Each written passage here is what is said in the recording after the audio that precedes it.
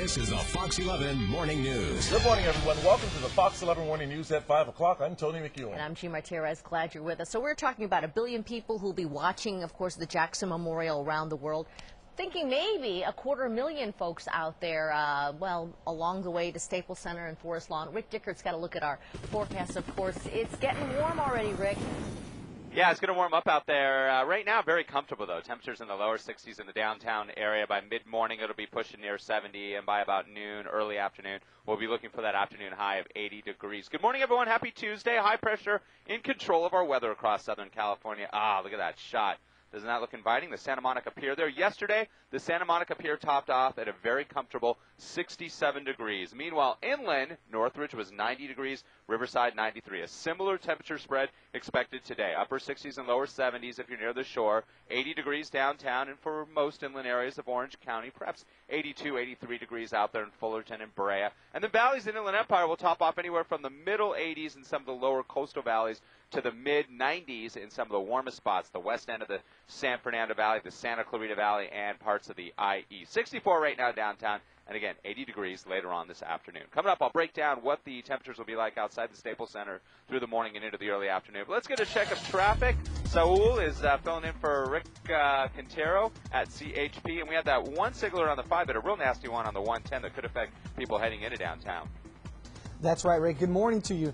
The earlier SIG alert that was issued southbound 5 at Garfield Avenue has now been cleared. It's creating a little bit of a backup, a little bit of spectator traffic for those northbound commuters into the downtown area. However, our current SIG alert right now is northbound 110 at Slauson. All lanes are blocked at this time due to injury traffic collision involving several vehicles. All lanes are shut down, as I said. No traffic is being let through. It's affecting commuters going into downtown and those spectators going towards that Michael Jackson service funeral arrangements. In the Orange County area, 57 at Yorba Linda, northbound traffic's going away from us. As you see, it's starting to build up a little bit in volume, nothing too major, a little bit of fog out there, but nothing affecting your commute this morning. Jean, Lisa, Tony, back to you. All right, thanks so much, Officer Gomez. We are hours away from what could be the biggest celebrity send-off of all time. We've got fans beginning to gather outside the Staples Center for Michael Jackson's memorial. Bob DeCastro is there live, and we are listening to Bill Bratton this morning, the chief of police, saying that this is probably the biggest event since the 1984 Olympics, Bob. You know, you have to give it to the LAPD and also the folks that put this thing together, to put this together within a matter of days. And I have to tell you, as you walk into the Staples Center area, it is extremely coordinated. The barricades are all up. I can tell you, very difficult to get in here. If you do not have a bracelet, a special bracelet, you will not be allowed inside within a pretty good perimeter of this area. We're hearing that around 7 o'clock this morning, those with a gold bracelet, those with a ticket, will be allowed to finally come inside. But certainly, if you're sitting at home and you're thinking, hey, maybe I'll head down there, check out what's going on, you're probably not going to be able to check out very much because they're not going to let you very close at all. And again, we were telling you yesterday, these jumbotrons in this area will not be playing the service inside. Just sit at home, enjoy the memorial service from home. Many saying that the Staples Center here, a fitting place for them to have this tribute. Michael Jackson was here in a full dress rehearsal the night before he passed away. But as you know, thousands upon thousands of fans have descended upon Los Angeles from not just across this country, across the world, to say their final goodbyes to Michael Jackson. Even some celebrities talked about what Michael Jackson meant to them. We didn't even sleep looking for a way to get here, and we didn't have a way to get here. We don't even have any money. We don't have anything to eat. We don't have anywhere to stay, but we don't care. Michael was extremely misunderstood. Extremely misunderstood. He was just so generous, extremely giving and caring. If you listen to that interview from Kobe Bryant, he also talked about how he and Michael used to watch movies together, that Michael Jackson introduced a lot of movies to him, talked to him about Fred Astaire and how dancing could be incorporated in a way to basketball, and Kobe Bryant said he would be forever indebted to that. We'll show you a map here again, show you the frozen zone. This is a pretty large area, Pico to Olympic to Blaine to Flower. Again, unless you have a special access, you will not be allowed in this area. Things get underway here very early, but the memorial, 10 o'clock this morning. That's the very latest from the Staples Center. Bob DeCastro, Gene and Tony, back to you. All right, Bob, thank you. The LAPD going to great lengths to keep people without tickets away from today's events. Hal Eisner is inside the Staples Center perimeter there with more on that. Hal, good morning.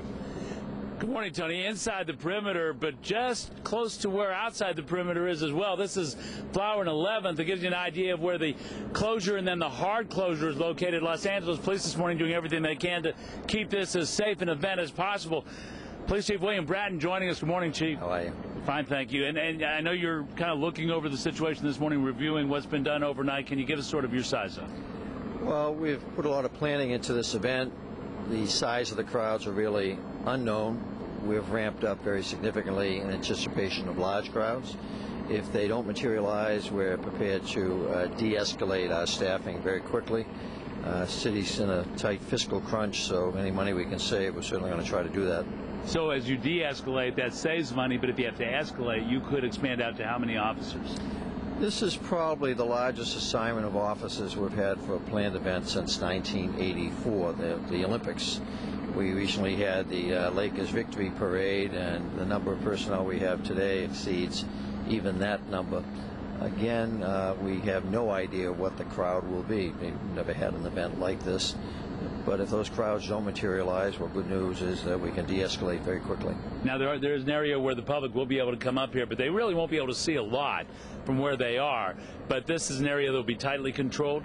Well, where we're standing, for example, is about as close as the public can get to the Staples Center. So, as you can see with your camera, there's really not much to see except the Staples sign. So, we're encouraging people, if you're interested in this event, in participating in it, stay home, because that's going to be the best seat in the house, is in your own living room.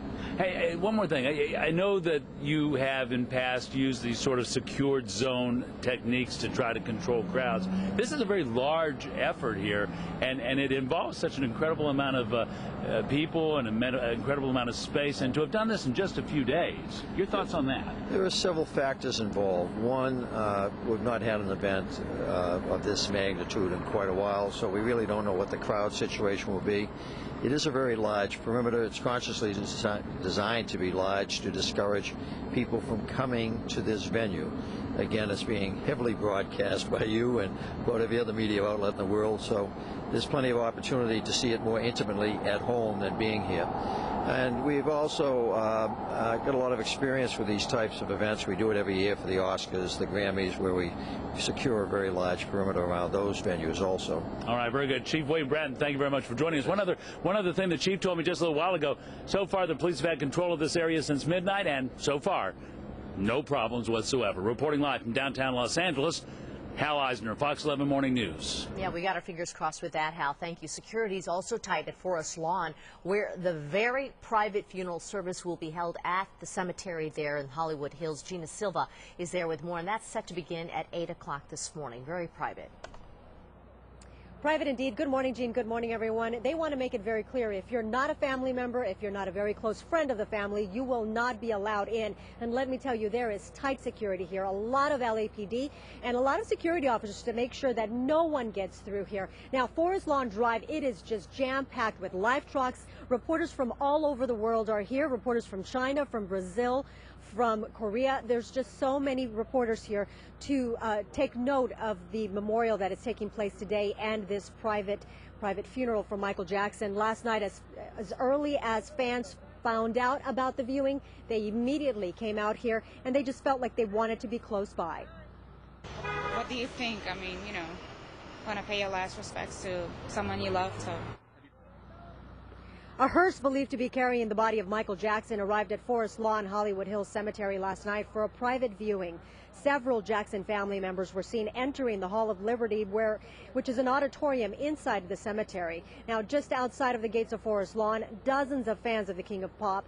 They knew they wouldn't be able to get in, but they just felt like they needed to be close by.